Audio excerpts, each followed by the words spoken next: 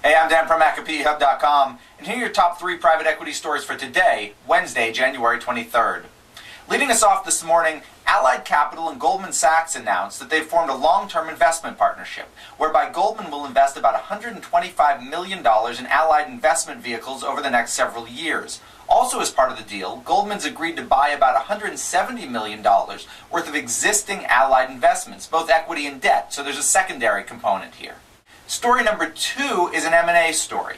Teva Pharmaceuticals of Israel has agreed to acquire Cogenesis, a U.S.-based maker of peptide-based and protein-based medicines. The deal is valued at $400 million in cash. No milestones, just one big check for $400 million. Not a bad return for the venture capitalists who invested in Cogenesis just 18 months ago with $55 million. Lead on that deal was New Enterprise Associates, and this represents a huge and fast return for them.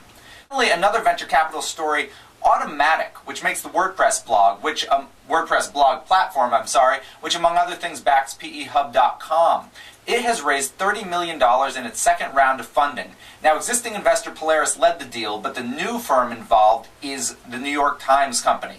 Also involved are Radar Ventures and True Ventures, which are past backers. Now, the reason this is a particularly interesting deal and worthy of our top 3 is just the sheer amount of money, $30 million for a Web 2.0 company. This comes just a couple days after Slide, which makes a lot of widgets for Facebook, raised $50 million at a post-money valuation of over $500 million.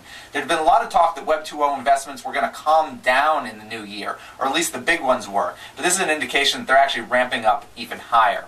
I've been Dan Primack. Make sure to check back here tomorrow morning for your next top 3 and peHUB.com all day for news and analysis.